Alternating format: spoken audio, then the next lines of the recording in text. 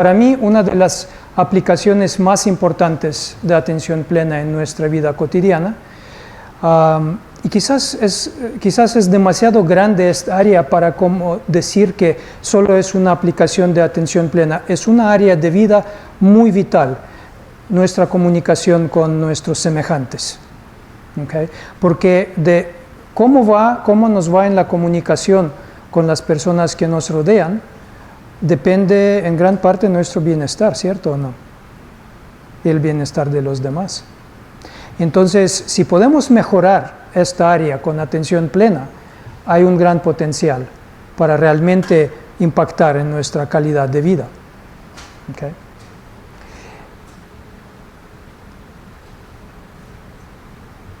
Entonces, ¿cuál es la propuesta para este módulo?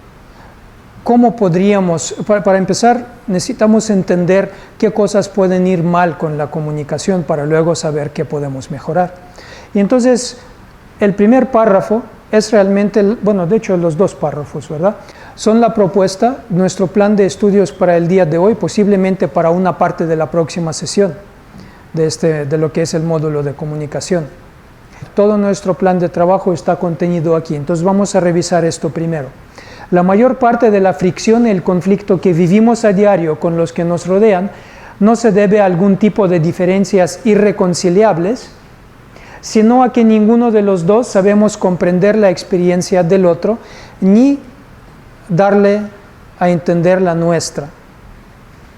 Y la clave para tener buenas relaciones en la pareja, entre padres e hijos, en el trabajo o con los amigos, es saber escuchar al otro de manera que se sienta comprendido y también darnos a entender o expresarnos sin enganchar las sensibilidades del otro, sin como pisarle sus callos de manera que le impida seguir escuchando, ¿okay? Para que nos pueda seguir escuchando y para que nos entienda.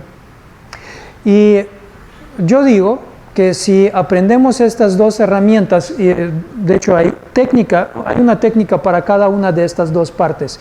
Para la parte de la escucha se llama escucha activa y para la parte de la expresión es mensajes yo. Y entonces mi propuesta es que si aprendemos estas dos herramientas a la luz de atención plena, nuestras relaciones van a mejorar instantáneamente. ¿Creen ustedes que alardeo? ¿Creen ustedes que es una exageración? ¿Puede una relación realmente mejorar instantáneamente de un momento para otro? Vamos a ver. Otra vez más, yo lo someto a su juicio, a su buen juicio. Entonces, hablando de comunicación, para que haya comunicación, ¿qué tiene que estar presente? Dos o más partes, ¿verdad? ¿Cuáles son esas partes? El emisor es el que transmite la información y el receptor que recibe la información. ¿Okay? De hecho, cuando hay más de dos, no importa. Hay nada más pares. El que emite y luego tiene un par con cada una de las personas que están ahí presentes. Es un par. ¿Okay? Porque los escuchas no tienen una comunicación entre sí necesariamente, es nada más con esa persona. Y esa información se transmite en forma de ¿qué? De un mensaje. Veo que hay algunos que han estudiado la teoría de comunicación, ¿cierto? No soy el único. Entonces, ahora, el mensaje es la información que el receptor recibe o es la que el emisor desea comunicar. Es la que desea comunicar. ¿Okay? Porque lo que se recibe no necesariamente es lo que se desea comunicar, ¿verdad? Y entonces, por definición, el mensaje es lo que se desea comunicar por parte del emisor. ¿Y a través de qué se mueve el mensaje? A través del canal, de un canal. Y en el caso de los seres humanos, ¿qué canal es el principal por el cual se mueve cualquier comunicación? El lenguaje, ¿verdad? es lo que se llama el canal digital, ¿ok? Pero es el único canal por el cual se mueve la información. ¿De qué otra manera los seres humanos transmiten la información? A través de su cuerpo, de su postura, de sus gestos, de su expresión facial, de a dónde mira, todo lo que es lenguaje corporal no verbal y que no siempre corresponde al verbal, ¿cierto?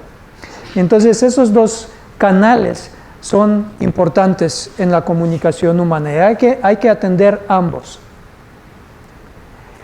Y ahora, ¿qué es lo que impide que la comunicación sea perfecta? ¿Qué es lo que impide que el mensaje que llegue, que el mensaje que se transmite, que se quiere transmitir, llegue tal cual y se entienda tal cual? ¿Qué es lo que interfiere con la transmisión? Ruido. ¿Y qué tipos de ruido puede haber en la comunicación humana? ¿Qué tipos de ruido? ¿Qué tal el ruido físico? Cuando tratamos de hablar y pasan muchos camiones ahí afuera, o el señor del gas, y entonces nuestro mensaje de repente se desaparece una parte, ¿verdad? Ese es un ruido, pero es el único tipo de ruido que puede afectar la comunicación humana. ¿Qué otros ruidos puede haber? Los internos. Internos, ¿verdad? Tanto en el emisor como en el receptor, porque el emisor puede tener emociones, por ejemplo, que le impiden formular exacto, en palabras lo que realmente quiere decir, ¿verdad? Cuando estamos con una gran emoción encima, es muy difícil encontrar las palabras rápidamente, ¿cierto? Y a veces el mensaje sale muy chueco. Por otro lado, también puede haber emociones, pensamientos propios en el receptor que distorsionan el mensaje o que bloquean una parte de él. O prejuicios que tengan. Prejuicios, exactamente. Pero, ¿cuál dirían ustedes, qué creen ustedes que podría ser un ruido principal en los receptores que puede interferir con la comprensión del mensaje? Las emociones y qué más. La interpretación que está dando. Ok, y esa interpretación viene en qué forma, en forma de qué? De pensamientos, exacto. Entonces, cuando una persona que se supone que está escuchando, pero en realidad está haciendo bla, bla, bla, bla, bla adentro, interpretando, juzgando, pensando en qué va a contestar y por qué lo que está diciendo el otro está equivocado y por qué yo sé mejor que el otro lo que le pasa. Mientras todo ese proceso ocurre en mi cabeza, ese es mi ruido que me impide captar el mensaje, ¿ok? Esto contamina el canal de comunicación. Y también puede haber ruidos que no tienen que ver con los pensamientos y las emociones como tal, sino simplemente con estados físicos, cuando uno está muy cansado o enfermo o tiene mucha hambre, por ejemplo, ¿verdad? Entonces estos estados también pueden interferir. Ajá. La discriminación racial. ¿Racial? ¿Dónde ves eso? No pero pregunto. Ah, ok. Es uno de los grandes problemas, ¿no? El hecho a veces entre dos seres que son diferentes razas, no hay una buena comunicación. Bueno, ¿y cuál sería el ruido en ese caso que estaría afectando la comunicación? ¿Cuál de esos tres tipos de ruido? Pues sería tal vez intrapsíquico, tal vez. Intrapsíquico, ¿verdad? Porque serían emociones, las emociones que puedan aparecer en la persona racista, pensamientos, emociones hacia el otro, ¿verdad? Que interfiere con escucharlo realmente. Ahí podemos mejorar Exacto, exacto. Entonces, ya se están dando cuenta por dónde estaríamos incidiendo con nuestras técnicas. Porque para poder tener una buena comunicación, ¿qué es lo que tenemos que hacer? de acuerdo a este modelo?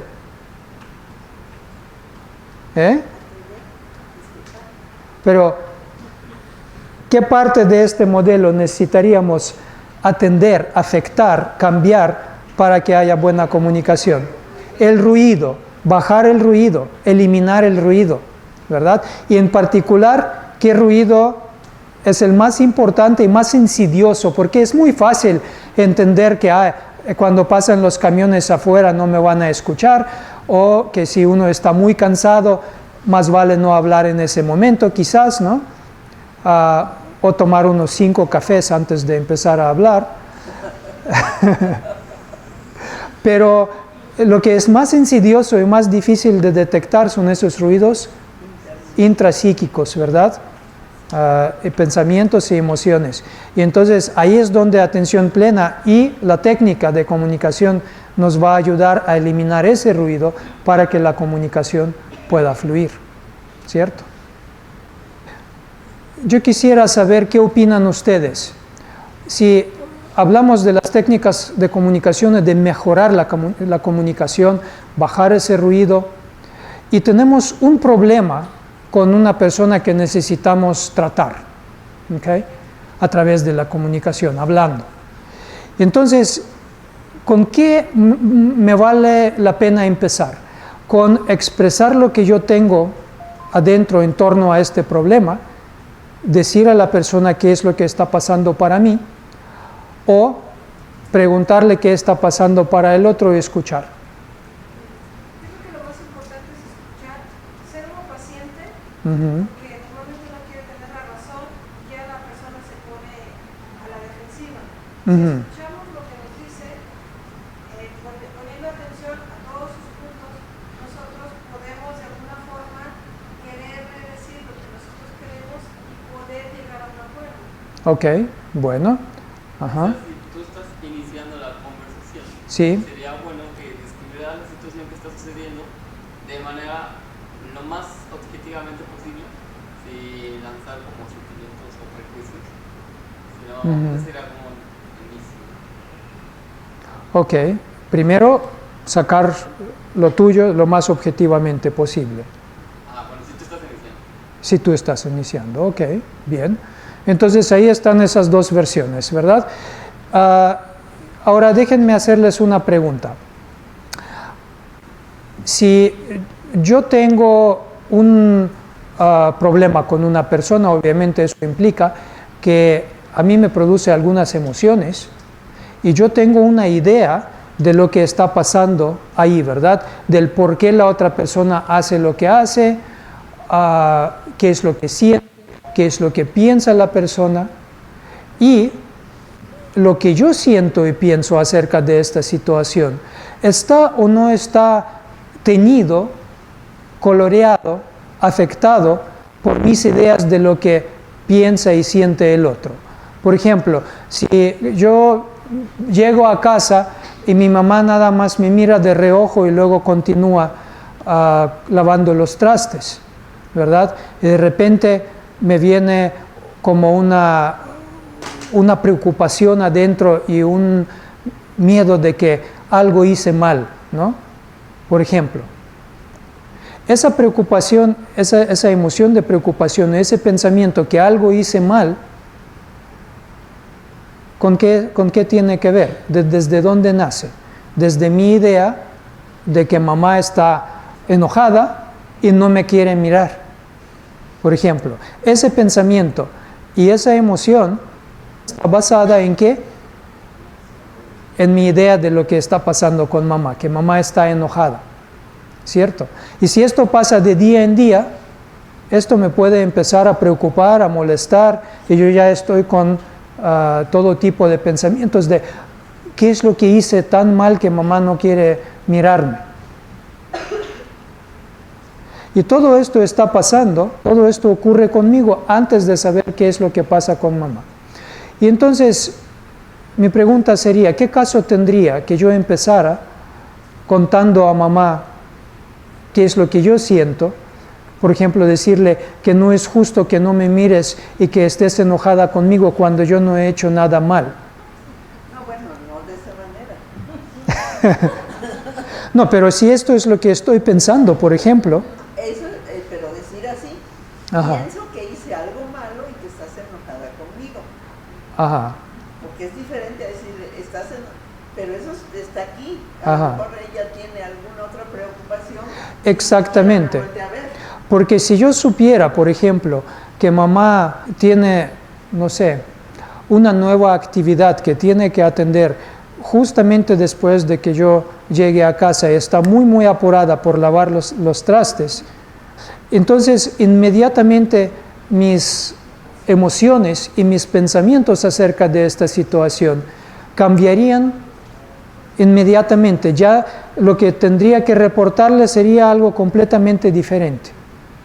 Entonces, ¿qué caso tendría que yo empezara a contarle lo que yo siento y pienso al respecto de esta situación antes de saber qué es lo que pasa con ella? Porque ¿en qué estarían basadas todas mis ideas y mis emociones? En pura imaginación. ¿Cierto o no? Pero también están basadas en la experiencia, ¿no? Ajá. Digo, creo que en este ejemplo, el hijo tiene una experiencia, puede tener experiencias previas, ¿no? De cuando algo ha hecho mal, Claro. rápidamente se activa este mecanismo, ¿no? Claro, de hecho eso es muy común que nosotros juzguemos lo que está pasando en función de las experiencias anteriores. Quizás había visto ese mismo gesto de mamá antes y cuando sí estaba enojada, ¿verdad? Y asumo que ha de estar enojada porque es el mismo gesto. Pero en realidad yo no sé qué está pasando con mamá. Y entonces ahora sí pueden apreciar la importancia de empezar con la parte de escucha, ¿no? Porque de hecho si empiezo con la parte mía, exponiendo mis juicios, o prejuicios, mis emociones al respecto, es muy probable que la otra persona se va a sentir acusada de algo que no hizo y que no siente y que no piensa, y la comunicación va a empezar mal desde ahí, porque ya le estaremos pisando el callo. ¿Cierto o no? Ok. Obviamente, para abrir cualquier sesión de escucha, habría que tomar iniciativa y preguntarle a la otra persona, ¿cómo le podríamos preguntar? ¿Todo bien? ¿Es lo único que queremos, una respuesta de sí o no? ¿Qué pasa para ti cuando? Y hacemos nuestra pregunta. Cuando quisiera saber, cuando yo llego a casa y tú estás lavando los trastes y me miras y luego regresas a lavar los trastes, ¿qué pasa en ese momento para ti? ¿Ok? Lo que uno ve físicamente, no interpretarlo. Exacto. Nada más hacer la pregunta para abrir el espacio para la comunicación. Y a partir de ese momento, ¿cuál creen ustedes que sería el primer paso? Escuchar, y como estamos en un curso de atención plena, ¿escuchar cómo? Escuchar con atención plena. ¿Y qué significa escuchar con atención plena? Para hacer cualquier cosa con atención plena, ¿qué tiene que haber? Un objeto primario. Y en este sería una práctica informal, ¿verdad? De entrada. ¿Y cuál sería nuestro objeto primario en el caso de la escucha?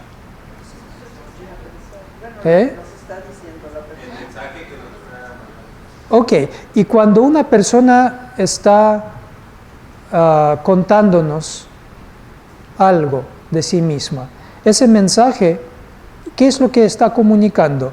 ¿Qué es lo que realmente quiere comunicarnos la persona? Pues sus emociones, sus pensamientos, lo que está sintiendo. Sin orden, Claro, al azar. lo que está sintiendo. Los sobrepuestos, ¿no? Ajá. Mientras expresa un pensamiento también se expresan emociones.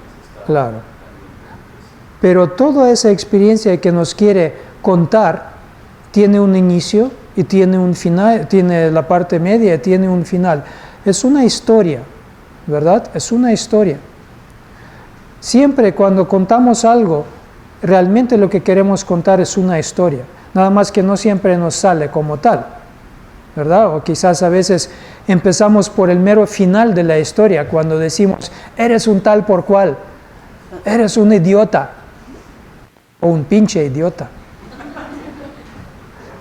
Es una parte de la historia, pero ¿cuál parte sería?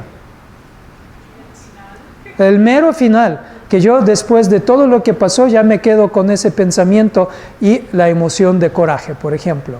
Y entonces ni siquiera estoy hablando del coraje, simplemente saco el pensamiento, le comunico este último pensamiento, pero detrás de ese pensamiento hay toda una historia, ¿verdad? Entonces lo que me interesa como escucha es llevar mi atención a la historia que cuenta el otro. ¿Okay? ¿Y qué significa escuchar una historia? Cuando nosotros vemos una película o leemos un buen libro que nos gusta, ¿qué es lo que hacemos? ¿Qué pasa en nuestra mente?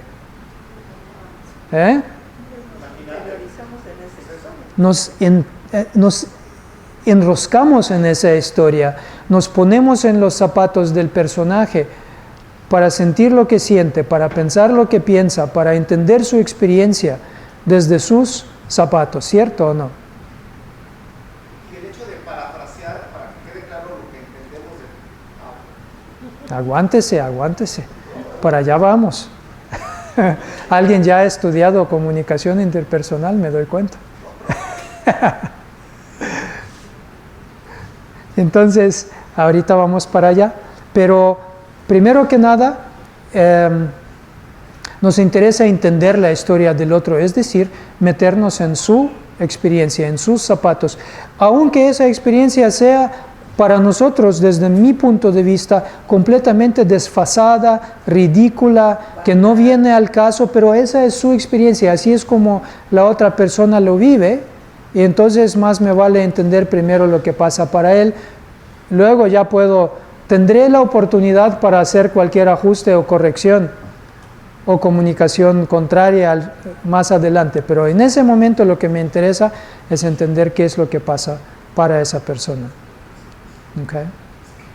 Y entonces puedo tratar esa historia como una buena novela o como una buena película, meterme en ella, vivirla. Y ahora sí el ruido que aparece en mí, porque si mientras yo escucho o pretendo escuchar ya empiezan a aparecer mis pensamientos de juicio, de por qué lo que está diciendo no está correcto, que yo sé qué es lo que tiene que hacer el otro, ya estoy tramando qué es lo que le voy a contestar. Todo esto sería ¿qué tipo de objetos? Secundarios. ¿Y qué hago con los objetos secundarios? Etiquetarlos y luego de etiquetar, regresar al objeto primario. Aunque puedan parecer muy atinados esos pensamientos, aunque la otra persona me está exponiendo que está pensando acerca de mí cosas que no son ciertas, y yo tengo la gran tentación de inmediatamente entrar y corregirla, este no es el momento. En este momento, lo que me corresponde es detectar en mí que están llegando pensamientos y emociones, aunque puedan ser emociones fuertes de encabronamiento, porque el otro me está acusando de algo que no es cierto. Todo eso es mi ruido y yo lo puedo manejar como objeto secundario, por el momento. No lo vamos a dejar así para siempre, no se preocupen. No nos vamos, aunque pueda llegar realmente un drama muy fuerte, que si no digo nada sería como estarme sometiendo a las acusaciones falsas y aceptándolas. No, no es cierto. ¿Okay? Sí puedo darle un poquito de espacio para que explaye lo que realmente siente. ¿Okay? Muy bien. Entonces trato esto como objetos secundarios, reconozco, etiqueto y regreso.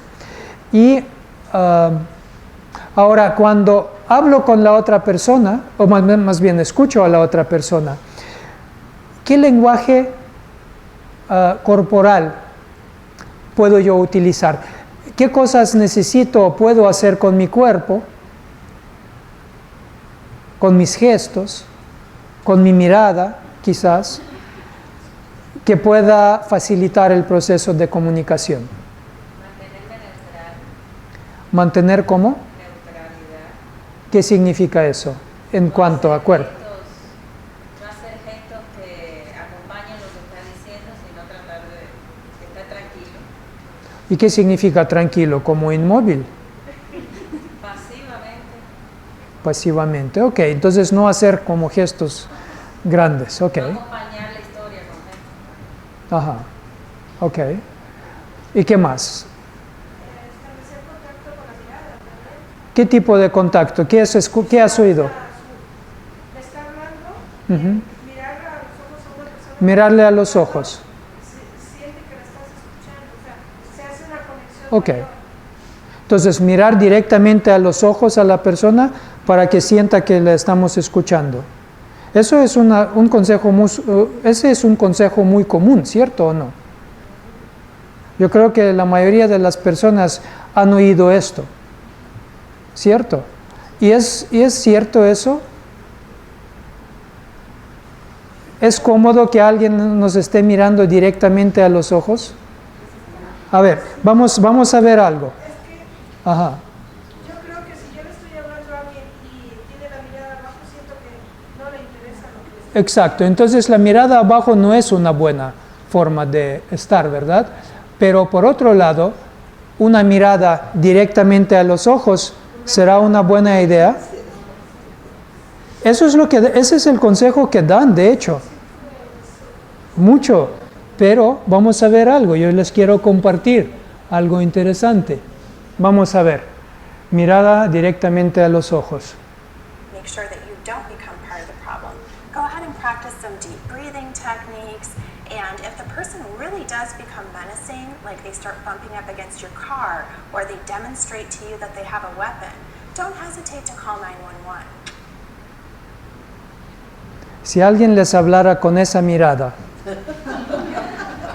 y además ella está hablando de que si alguien parece amenazante, llamen a 911. Entonces, cuando alguien me está hablando con una mirada así, me da ganas de llamar a 911. ¿A poco no? ¿Cierto? Y entonces, en realidad, este es un mal consejo, mirar a los ojos. Ya se han hecho estudios, de hecho, de qué tipo de mirada es efectiva para crear en la otra persona, en la contraparte, una sensación de comodidad y de conexión. ¿Y cuál creen ustedes que es esa mirada? ¿Hacia dónde va dirigida esa mirada? Hacia la boca del que está hablando. Hacia la boca. Hacia la boca del que está hablando. Edith sabe todo de la teoría de comunicación. De hecho, sí es lógico, porque de ahí viene el sonido, ¿verdad? Es lógico que ahí se dirija la mirada. Pero ojo,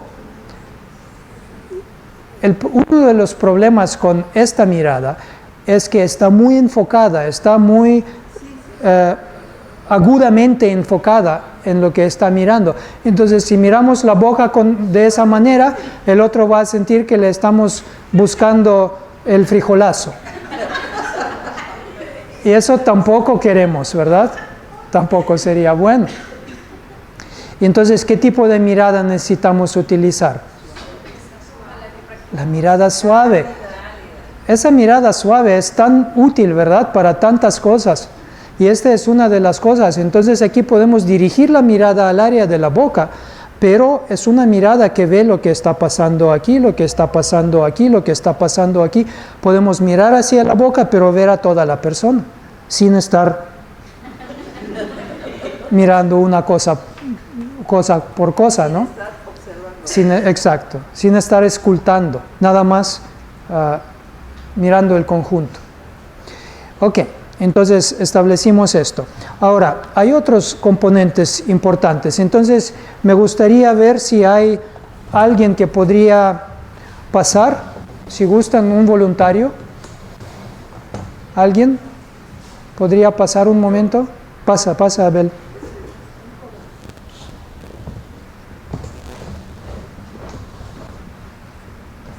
Entonces puedes tomar la silla y sentarte donde tú quieras. Ok, muy bien. Entonces, aún antes de que empecemos a platicar o a tratar cualquier tema, el mero hecho de cómo Abel eligió sentarse, ¿qué es lo que les comunica o nos comunica? Ajá. A lo mejor está cerrado porque tiene las piernas cruzadas. Ok, entonces, piernas cruzadas, manos cruzadas, así, ¿verdad? Ok, ¿qué más? ¿Qué más notan? ¿Ah? Está relajado, ¿verdad? Postura relajada y cómoda. Ok. El ángulo. ¿Y qué es lo que notan acerca del ángulo? Que no está directo, ¿verdad? Está a un ángulo que ni él me mira directamente, ni yo lo miro directamente, porque él pudo haber elegido sentarse aquí, justamente enfrente, pero no lo hizo, ¿verdad? ¿Y qué otra cosa notan acerca de esta elección que él tomó?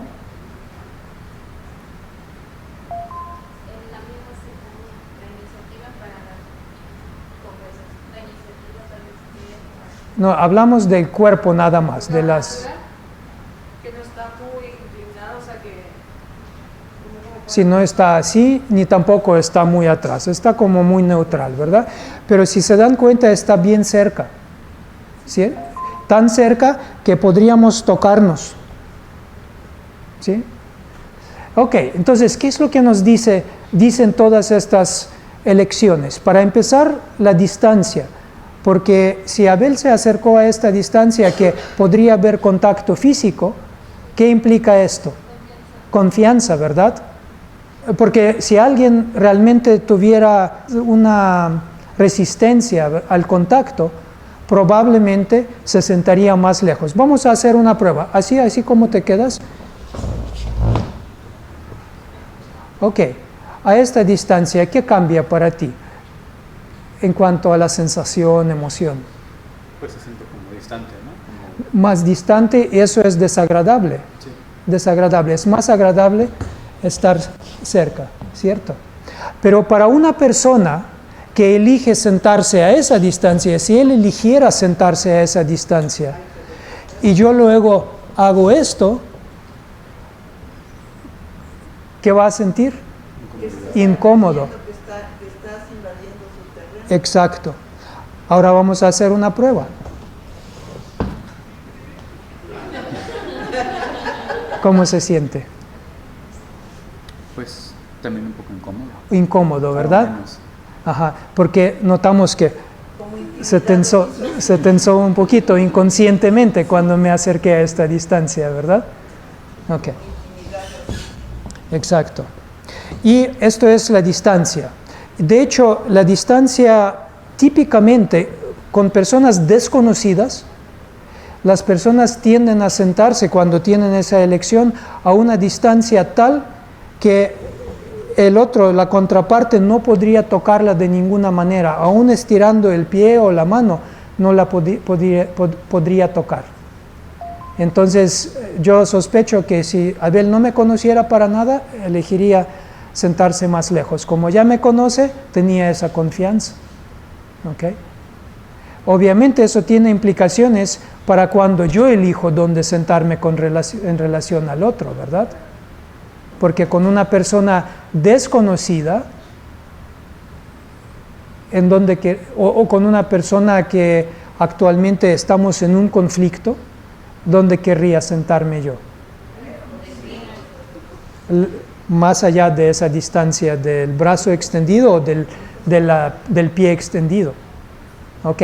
Ahora, hablando de la dirección, del ángulo, ¿qué creen ustedes que significa un ángulo directo? Vamos a hacer la prueba.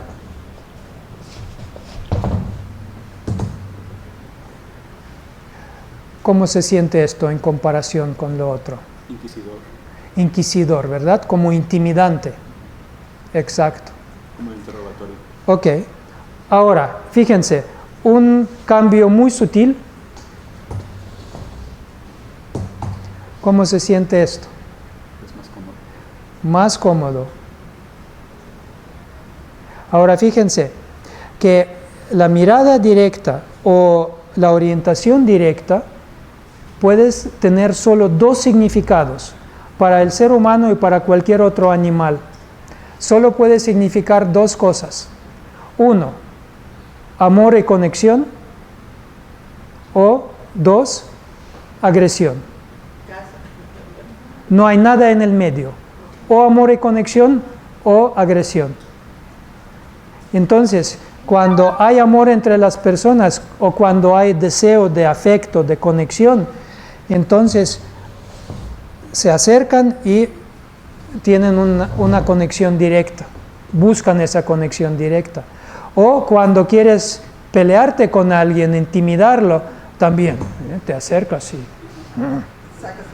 ¿Sí? Conexión directa. Nada más. Son los únicos dos significados que esto puede tener. Ahora, ¿se dieron cuenta? Cuando yo me volteé, aunque sea tantito, ya no estoy mirando a Abel, ya no se siente intimidado. Por otro lado, él tiene control sobre mí. Y eso le da todavía una mayor comodidad. Pero yo ya no me siento cómodo.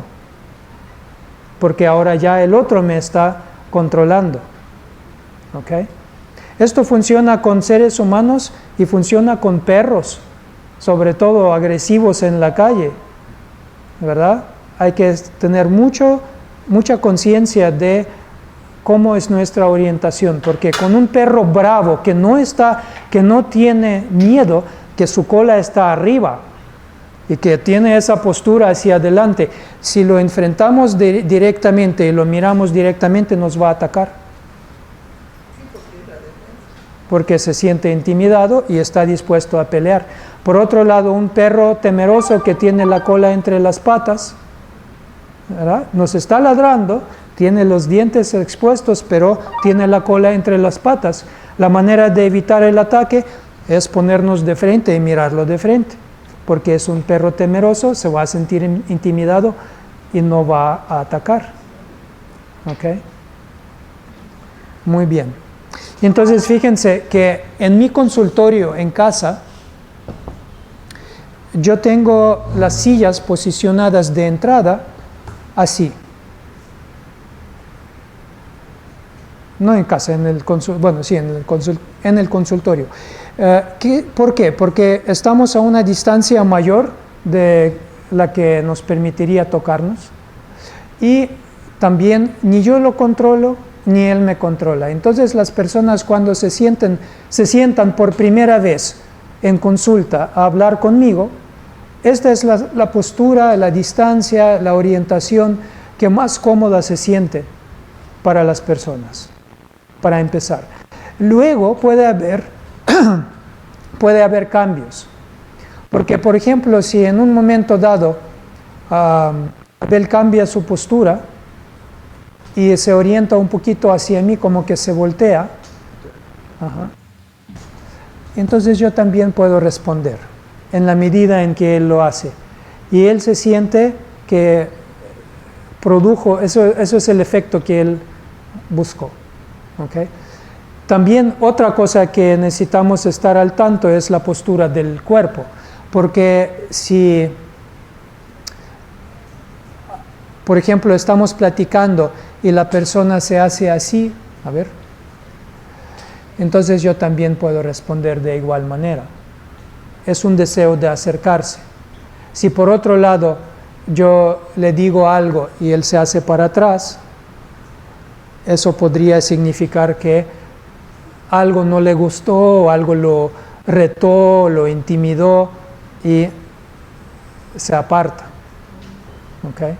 Entonces así yo necesito estar al tanto de su lenguaje corporal, pero también de mi lenguaje corporal, porque si él se hace para atrás y yo me hago para adelante, eso significaría que yo estaría invadiendo ese territorio que él está buscando lograr, espacio, yo lo estoy invadiendo, que no es lo que yo quiero, ¿verdad?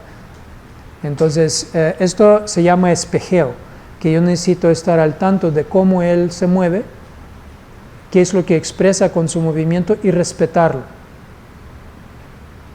¿Okay?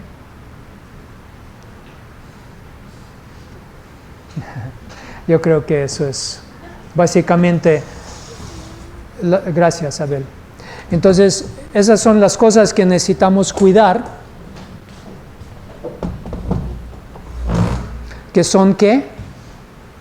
Distancia, orientación, mirada y bueno, quizás la distancia no es solo donde estoy sentado, sino la distancia de mi cabeza, de mi cuerpo también. ¿Ok? Y cuando estamos hablando con alguien y esa persona de inmediato cruza los brazos así como le molesta, Sí, mira, el cruzar los brazos o cruzar las piernas no necesariamente significa defensividad, pero puede significarlo. Cuando, por ejemplo, es no solamente cruzar los brazos o las piernas, sino también voltear el cuerpo, ahí sí es como el dato que nos puede informar que la persona quizás está expresando defensividad. También es un poco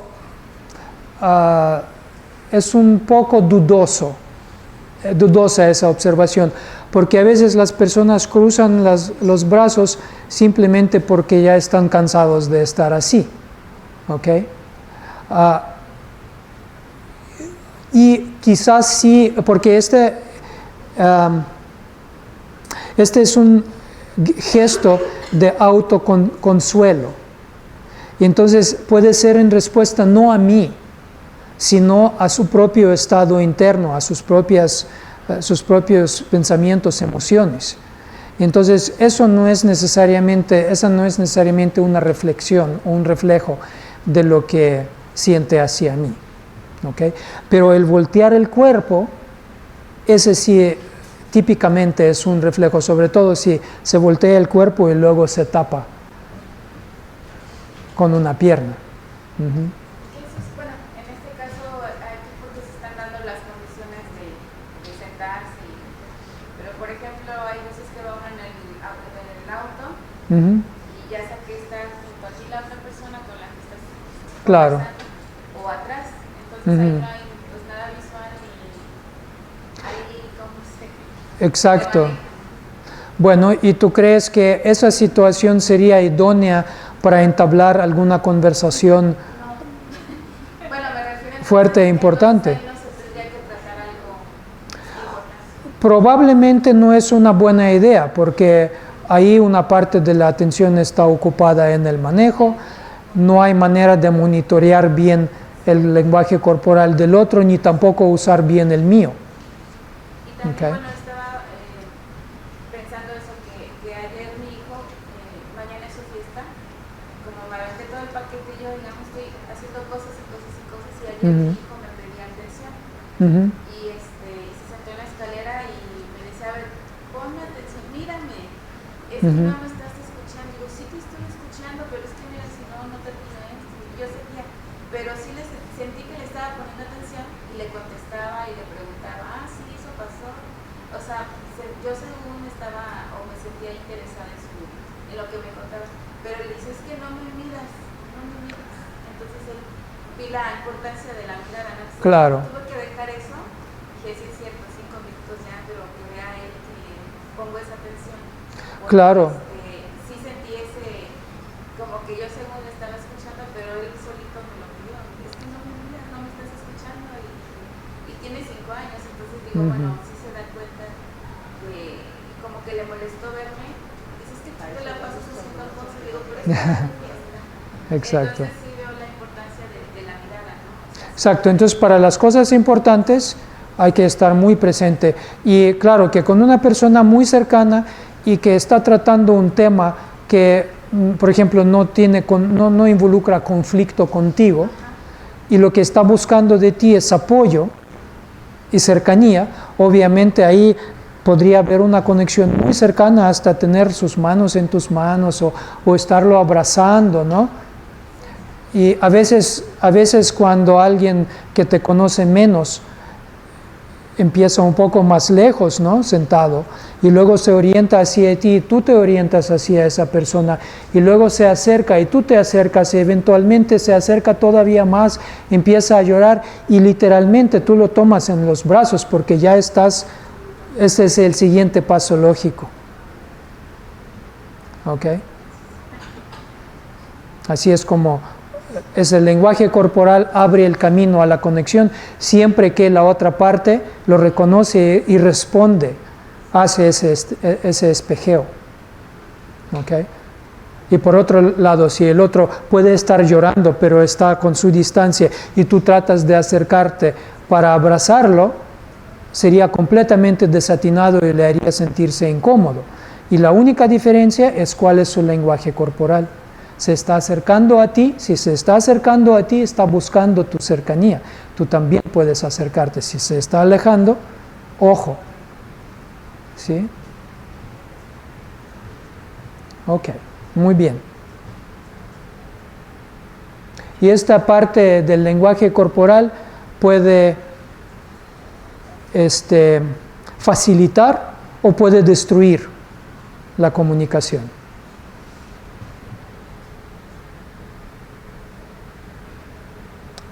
Y la otra cosa importante es notar donde el lenguaje corporal del otro no corresponde con el mensaje que está tratando de transmitir verbalmente. Por ejemplo, si nos estuviera diciendo algo por el estilo de, hablando de su trabajo, ¿no? Y diciendo que le preguntamos ¿cómo te va en tu nuevo trabajo? Y nos está diciendo, no, pues me va bastante bien, bastante bien. ¿Qué nos está tratando de decir? Con el lenguaje nos dice, me va bastante bien. Con el lenguaje corporal, ¿qué es lo que nos está diciendo? No, nos está diciendo ambas cosas. Nos está diciendo que sí, hay cosas que me van bien y hay otras que no van tan bien. Entonces, nos da más información con el lenguaje corporal que con el lenguaje verbal. ¿Okay? ¿Y qué hacemos en ese momento? En ese momento tomamos nota mental. Nota mental que más adelante vale la pena aclarar esa discrepancia, esa incongruencia. ¿Okay? No en ese momento todavía, un poquito más adelante.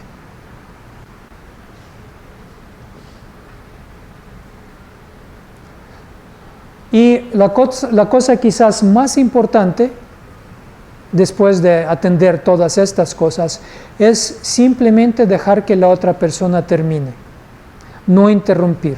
Este no es el momento para hacer preguntas, para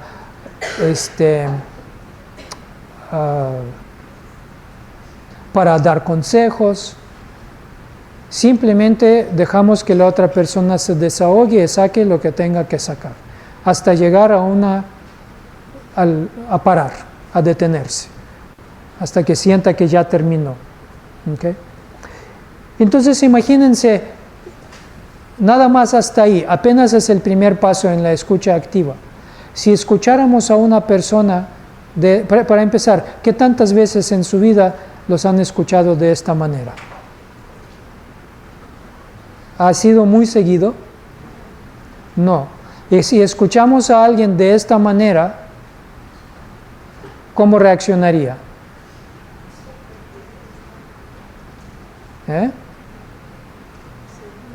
¿Creen ustedes que a la persona le agradaría ser escuchado de esta manera?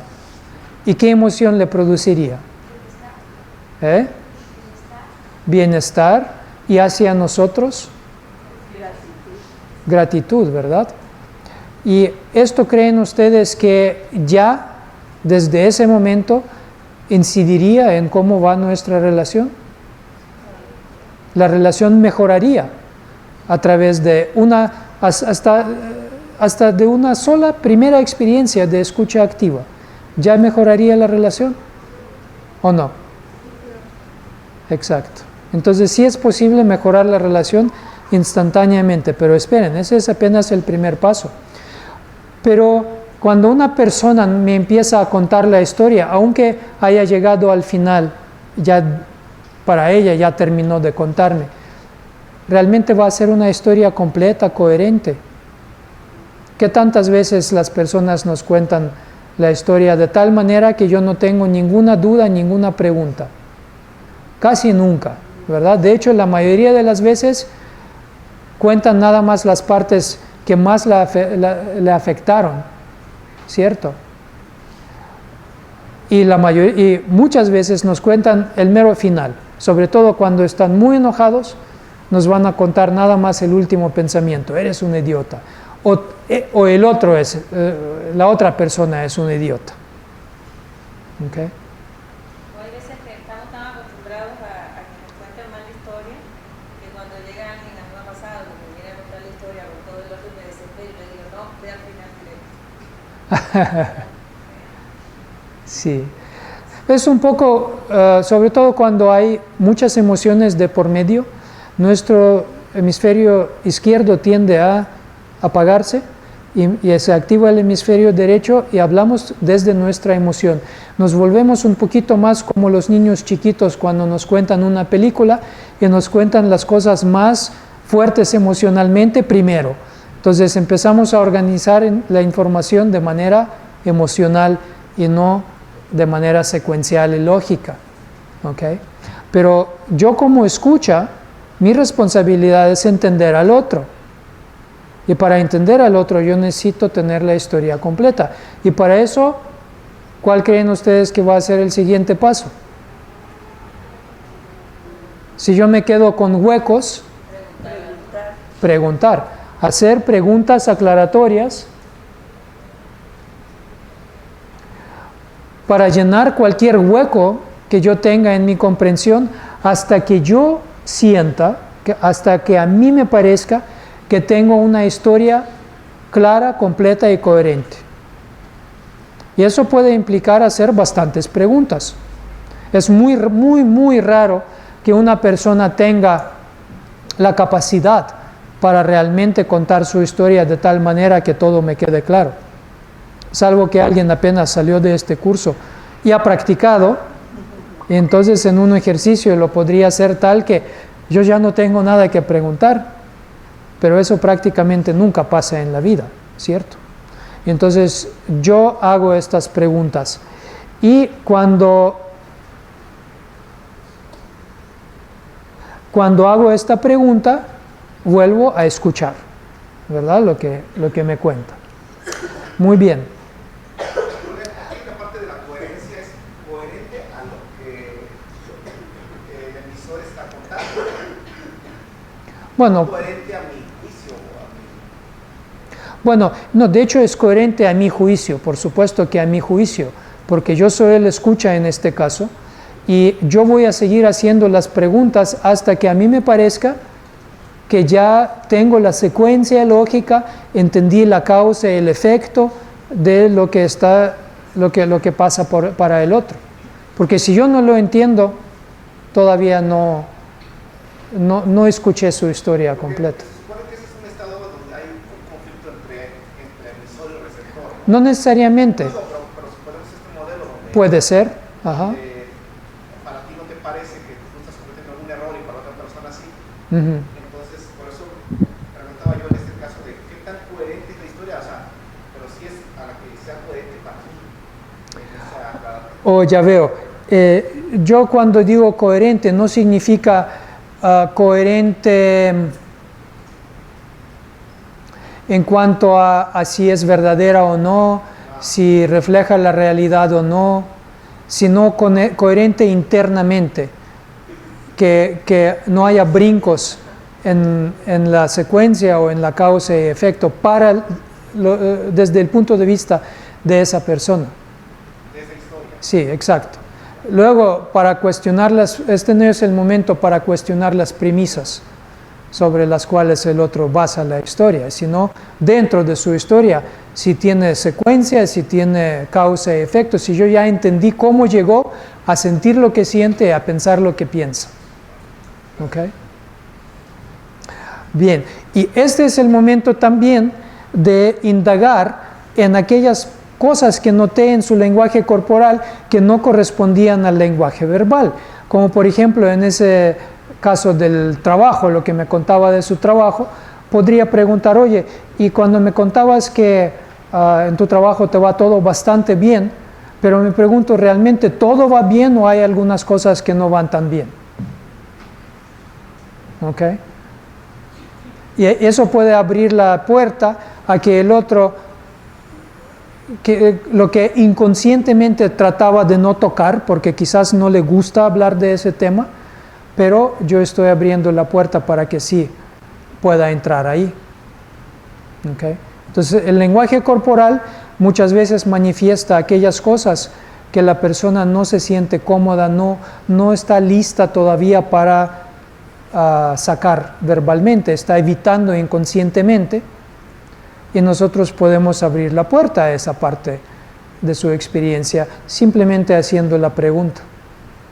Y una vez yo ya hice la pregunta, el otro puede sentir, ok, ahora sí puedo hablar de esto, ya me dieron permiso, ya me pidieron esa información.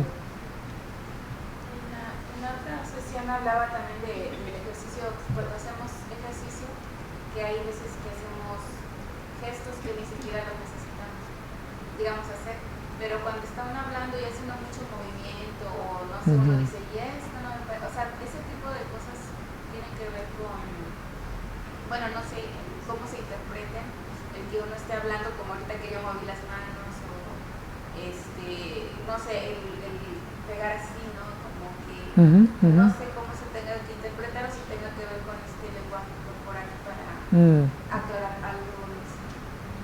Bueno, eso también depende de la cultura, ¿verdad? Porque los gestos varían de cultura en cultura. Y nosotros nunca podemos asumir al 100% que este gesto significa esto y ese otro gesto significa lo otro. Podemos formular una hipótesis. Y si yo formulé la hipótesis que cuando me contaba del tema X estaba haciendo así y me pareció que estaba enojado, en esta etapa de las preguntas aclaratorias puedo preguntar: ¿y cómo te hace sentir esa situación? ¿Estás enojado con fulano de tal? Podría checar mi hipótesis, ¿sí? Pero claro, no hay una fórmula que diga, no, esto es así, así es la ley. ¿Okay?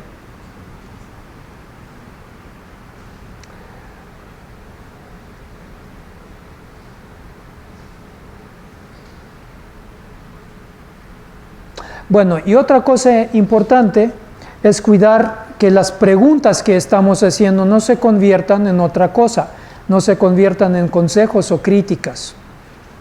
Entonces, si por ejemplo yo le pregunto, ¿no te das cuenta que estás haciendo todo mal? ¿Esta realmente es una pregunta? ¿Está formulada como pregunta? Es un juicio de valor.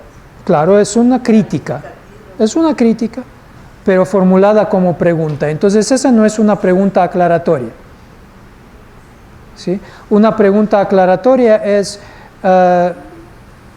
¿y qué es lo que sentiste cuando tu mamá te miró de esta manera que contaste? ¿Okay? Esa es una pregunta aclaratoria. Yo estoy tratando de llenar un hueco. Y hay preguntas que están como que pueden ser aclaratorias o pueden ser como en forma de consejo. Por ejemplo, ¿y por qué no haces X? Esa pregunta puede ser ya sea un consejo enmascarado como pregunta o puede ser una pregunta genuina. Por ejemplo, si ese X es algo que muy comúnmente todos esperarían que la persona haría en ese momento, entonces sería una pregunta aclaratoria. ¿Y por qué no haces eso si es tan común que las personas lo harían? Como por ejemplo en ese caso de la mamá. Le podría preguntar, oye, ¿y no se te ha ocurrido o por qué no has hecho esa pregunta a tu mamá? ¿Por qué no te saluda? porque sería lo esperado, ¿no?, que harían esa pregunta. Y en ese caso sí es una pregunta de mi parte aclaratoria, ¿por qué no lo hizo? Pero si es algo que no comúnmente se esperaría de la persona, entonces sería un consejo enmascarado. Entonces hay que evitar esa parte, porque todavía no es el tiempo, el momento para dar consejos. Y obviamente después de hacer cualquier pregunta, regreso al paso 1 para escuchar. ¿Okay? Muy bien, y ahora recuerdan que yo hago esto hasta que a mí me parezca que tengo la historia clara y coherente. Y una vez que me parezca eso, ¿qué significa? Que ya tengo esa historia clara y coherente y correcta, porque a mí me parezca. Todavía no puedo afirmar esto. ¿Qué necesito hacer para saber si es así o no? Verificar con el otro, pero para eso tengo que yo contarle cómo yo lo entendí. Y entonces ahí pasamos al paso de parafraseo. Y aquí es donde yo cuento en mis propias palabras cómo yo entendí su historia. Y ahí vale la pena empezar siempre con las palabras, a ver si entendí bien. Cuando empiezo con eso, automáticamente tomo la postura sumisa. Yo me pongo a su juicio del otro si lo entendí bien o no. Y eso me ayuda, para mí, tomar la actitud humilde para empezar. Porque es realmente, si el otro no siente que yo lo entendí bien, significa que yo no lo entendí bien. Así de sencillo. Entonces yo me someto a su juicio y luego le hago el recuento de lo que yo entendí de su historia en palabras propias. Un poquito más adelante vamos a ver qué puede significar, cómo podrían ser esas palabras propias, ¿okay?, para ser efectivas.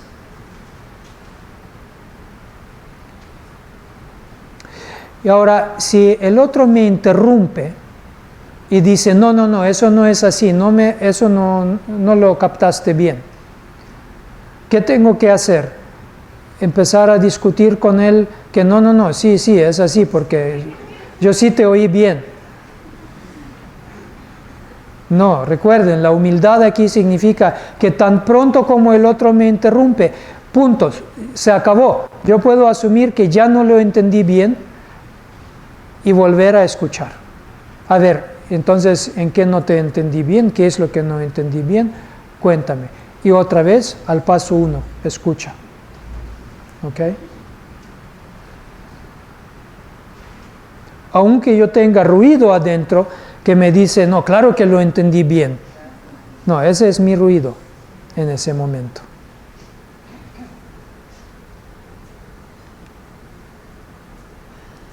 Ahora, ¿cómo sé yo reconocer que realmente mi parafraseo atinó?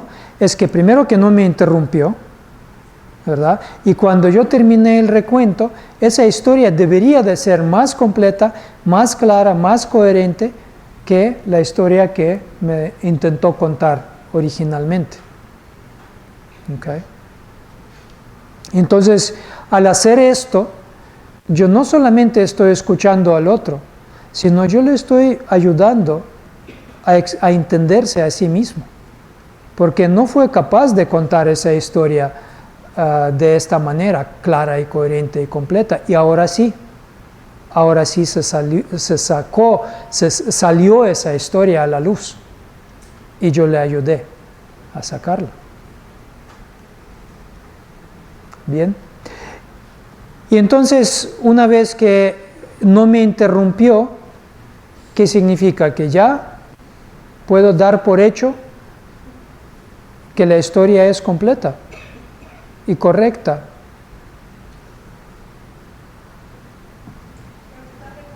Preguntarle, por supuesto.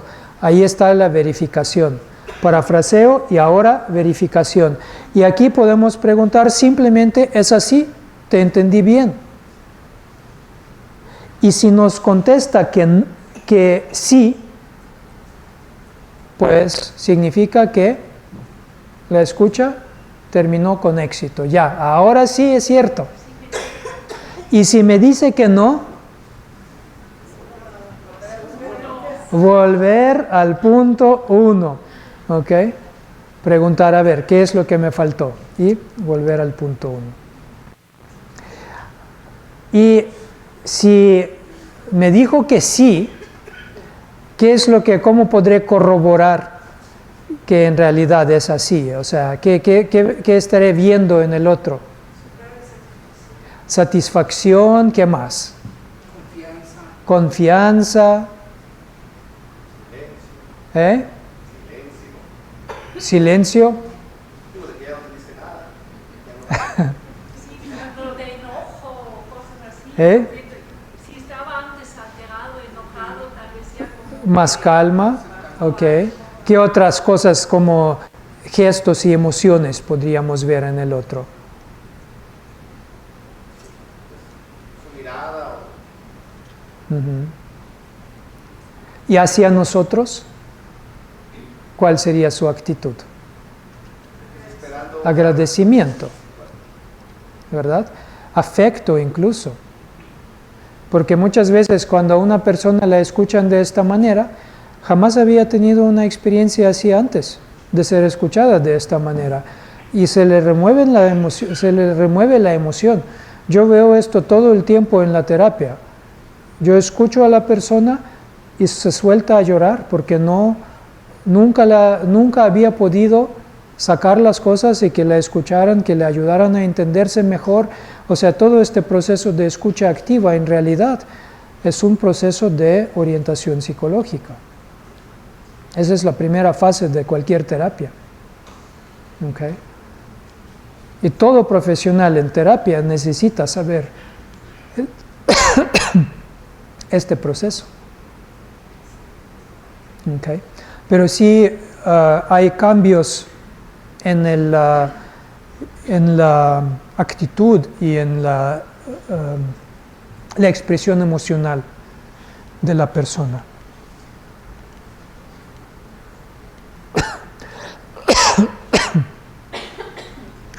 Muy bien.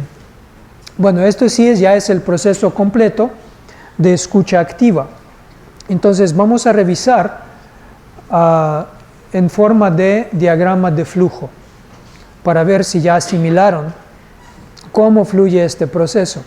De hecho, este diagrama lo van a tener en una hoja que yo les voy a mandar hoy mismo al terminar.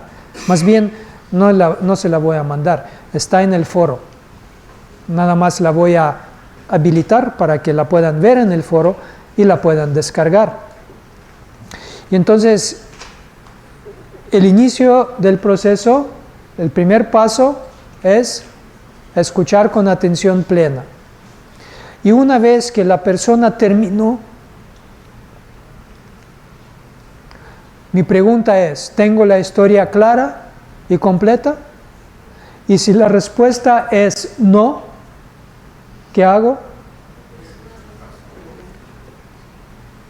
Bueno, pregunto, ¿qué es lo que me falta? Sí, claro, hago las preguntas aclaratorias y una vez hice la pregunta aclaratoria, regreso al paso 1, a escuchar otra vez, ¿verdad? Y si la respuesta aquí es sí, entonces, ¿a dónde procedo? Al paso 3, parafrasear. Ok. Y luego, una vez parafraseé, si el otro, o mientras estoy parafraseando, si el otro me interrumpe, ¿qué hago?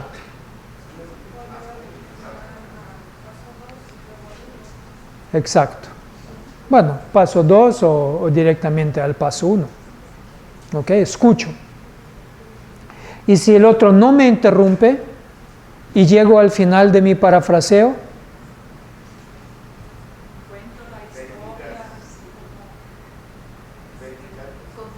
¿cómo? Verificar. Sí, parafrasear es ya contar la historia, ¿cierto? Es este paso. Ahora, verificar si te entendí bien o no. Y si me dice que no lo entendí bien, al paso 2, pregunto en qué es lo que no entendí bien, y luego al paso 1. Y si me dice que sí, está de acuerdo, lo entendí bien, termina el proceso. ¿Ok? Entonces ustedes en esta próxima semana van a tener tarea de comunicación. La tarea consiste en que con un amigo o un familiar le pregunten acerca de alguna situación en su vida que no implique un conflicto con ustedes, que no tenga que ver alguna situación difícil o complicada o que les represente un reto, y que ustedes no sean el objeto de ese reto, de ese conflicto. ¿Okay? Entonces, eso escucha en forma de un oído amigable de apoyo. Y que apliquen este proceso. Para esto, pueden decir a la persona que les interesa en primer lugar saber qué es lo que está pasando en esa situación para ella.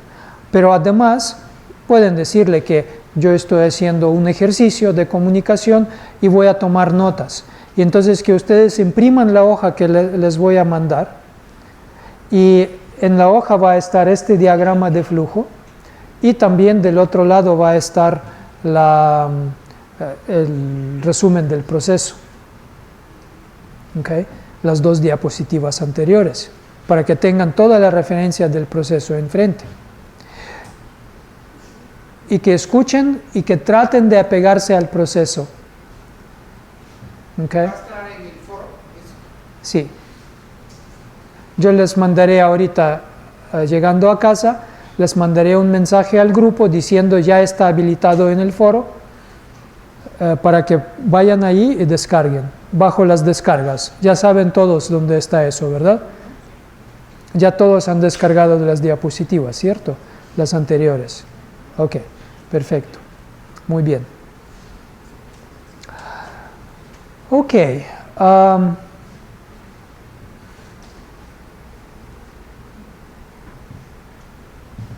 vamos a traer escrito? No, sí, es para ustedes. Ustedes podrían tomar notas mientras, de hecho en la hoja que les voy a mandar hay un espacio para tomar notas. Okay. Pero no es necesario entregarlas ni nada de esto.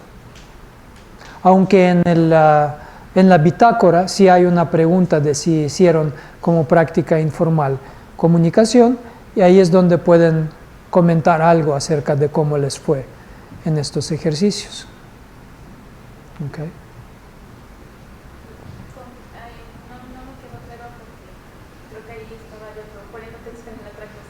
¿Con quién sí podríamos hacer este tipo de cosas? Amigos, familiares, personas cercanas.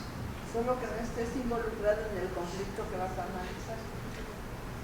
Sí, que sobre un tema que a ti no te involucre como parte de la dificultad para la otra persona. Entonces, si por ejemplo la pareja o un amigo tiene problemas en su trabajo que no tienen nada que ver contigo, ahí preguntar, oye, ¿cómo te va con eso? Hace tiempo que no me has contado. ¿Puedes contarme cómo te ha ido con tu jefe? Ajá. Ahorita de este ejercicio me ocurre también que tengo amistades que son muy fantasiosas, que sus verdades las cuentan de más, que sus historias son muy confusas. En ese sentido, lo que se habla también de la coherencia y esto y el juicio, bueno, en esta parte yo no veo en qué momento estamos haciendo nosotros un juicio, nosotros estamos escuchando. Pero en este momento, ¿cómo dejar a esta persona con esa fantasía? Porque hay gente que, bueno, hasta nosotros mismos creamos este tipo de historias de Alfred Hitchcock. Bueno, ten en cuenta que cuando hablamos con alguien que de entrada nosotros podemos pensar que está fantaseando, ¿verdad? Pero este proceso nos da chance de realmente preguntar, oye, ¿y qué es lo que pasó que te dejó con estos pensamientos, con estas emociones? O sea, descubrir cómo llegó a pensar lo que piensa y a sentir lo que siente. Muchas veces el mero hecho de explorar esto a la misma persona, sin que le digamos nada, le puede exponer el hecho de que no tiene bases para realmente creer en lo que está pensando. Nosotros, de hecho, no hacemos ningún juicio hasta ahora en este proceso, pero el mero hecho de examinar las bases de lo que está pasando para la persona, la experiencia, puede revelar a esa persona cosas que antes no se daba cuenta. Ese es el gran valor de este proceso en forma, o sea, en el sentido de orientación psicológica. Porque sin decir nada, todavía antes de dar cualquier consejo, opinión, reflexión mía, la persona tiene chance de examinar su experiencia de una manera mucho más completa. Y eso puede ser revelador. No siempre, pero en muchos casos. ¿Okay? Se me ocurre que la persona, cuando yo parafraseo, puede llegar a decir, bueno, pues es que en realidad me estoy ahogando en un vaso de agua. Puede ser, exactamente. A ella misma le puede llegar esa reflexión y muchas otras. Realmente es casi una magia a veces, que la experiencia del terapeuta en terapia muchas veces no es, la mayoría de las veces de hecho, no es aportar algo mío a la persona, sino darle esa plataforma para explorar lo suyo y para llegar a sus propias conclusiones. A veces yo ni tengo que meter la cuchara. Nada más con ese proceso la persona se auto-orienta. Y hay un paso más que yo les mencioné y que vamos a ver en la próxima sesión, cuando tratemos y abordemos esta parte de los mensajes yo.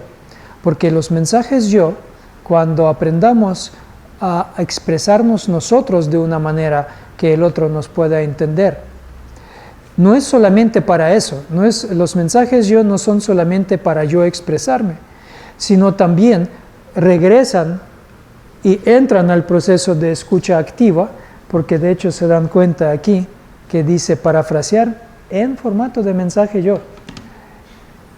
Y eso va a completar y enriquecer el proceso de escucha activa. Esa es como la cereza en el pastel de la escucha. ¿Okay? Y es lo que hace que este proceso realmente sea un proceso de orientación psicológica.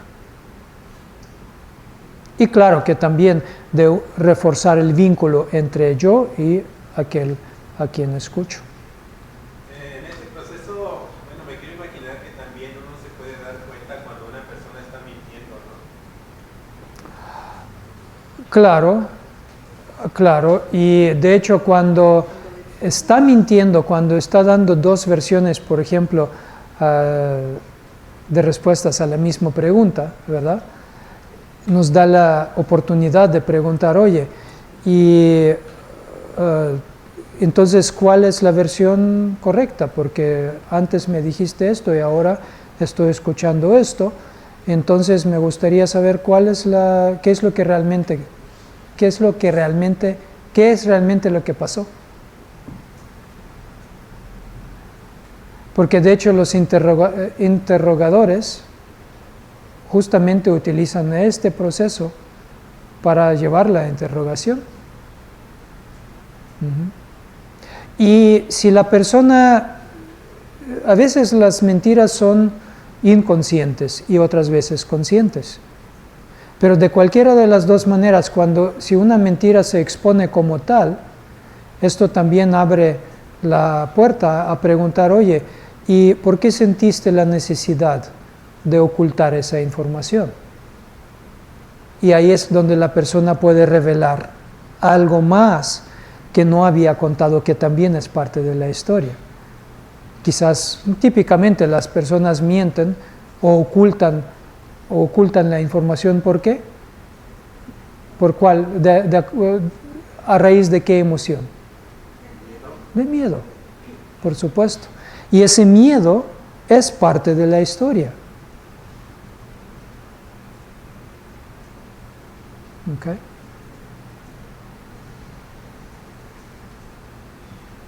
Y otras veces las personas ocultan la información no porque no quieran revelarla, sino porque su emoción se sobrepone y oculta esa información. Como por ejemplo en el ejemplo que yo di antes, cuando alguien me está insultando, y ese insulto, eres un idiota, ¿qué es lo que representa realmente? Nada más la última parte de su historia. Y entonces mi trabajo como escucha es escarbar las razones y los orígenes de ese enojo.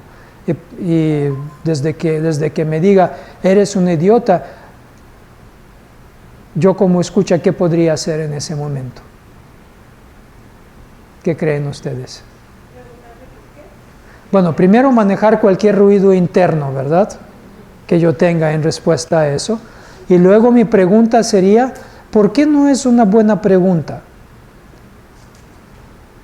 Si no, primero que nada, se dan cuenta que me están diciendo ¿qué? ¿Qué es ese? Eres un idiota. ¿Qué es eso? Un pensamiento. Un pensamiento. Entonces, piensas que yo soy idiota. Y cuando dices eso, ¿qué sientes? ¿Estás enojado conmigo? Me dice, sí, estoy encabronado contigo. Fíjense, lo que acabo de hacer es sacar un pedazo de información adicional, porque hasta ahora no me ha dicho que está enojado, nada más me dijo el pensamiento, eres un idiota, pero detrás de ese pensamiento anda una emoción. Entonces yo hago la pregunta aclaratoria, checando, verificando mi hipótesis. ¿Será que estás enojado conmigo? Sí, estoy encabronado contigo. Oye, ¿y qué es lo que pasó que te llevó a enojarte conmigo? Ahí ya estoy haciendo la pregunta sobre el origen de ese enojo. Pero no estoy preguntando por qué, sino estoy preguntando qué. Es mucho más propicio para obtener información hacer una pregunta más concreta. ¿Sí? ¿Qué es lo que pasó? ¿Desde cuándo estás enojado conmigo? ¿Qué es lo que te disparó este enojo? ¿O qué hice yo?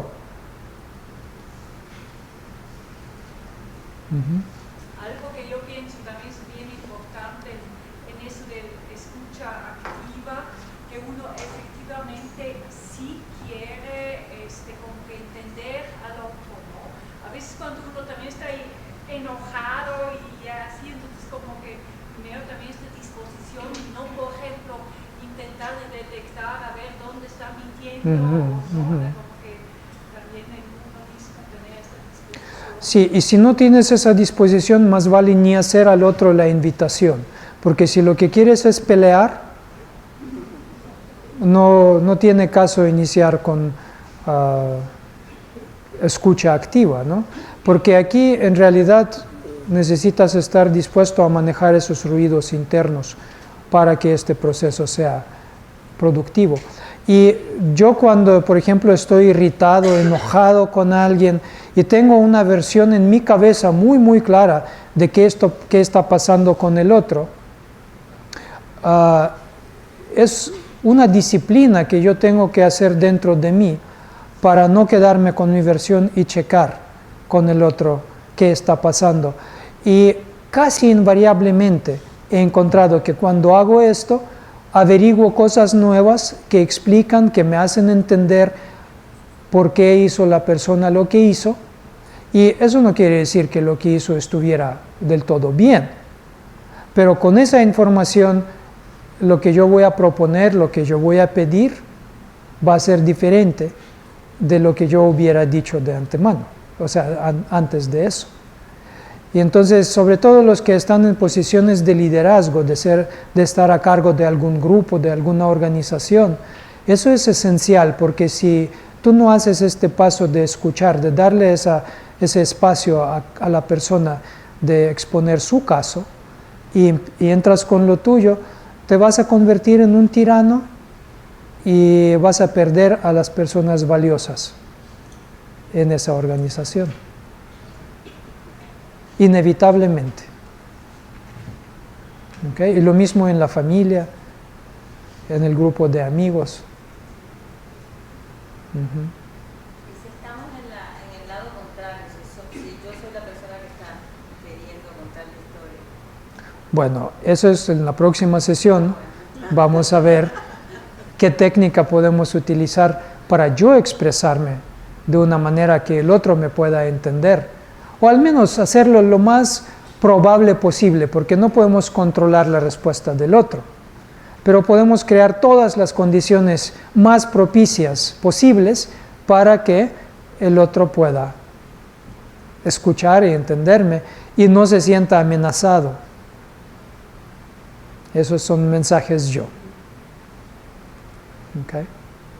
Por cierto, que cuando alguien nos habla acerca de algún asunto suyo, probablemente lo que quiere no es solamente ser escuchado, sino también recibir algo de nosotros, algún consejo, alguna opinión acerca de lo que acabamos de escuchar.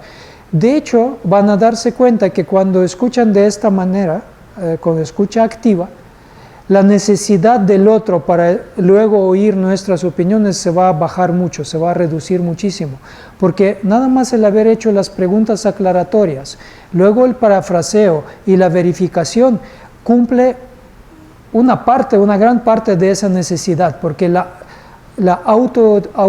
autoorientación ya ocurrió. ¿Okay? Pero aún así la persona puede esperar algo de nosotros. Bueno, durante esta semana, cuando hagan sus ejercicios, ahí pueden dar el consejo como les nazca. Pero en la semana que viene vamos a ver cómo ese proceso de escucha activa, de mensajes yo, nos permite dar el consejo en ese formato y que eso permite al otro escuchar ese consejo y asimilarlo sin recibirlo con picos.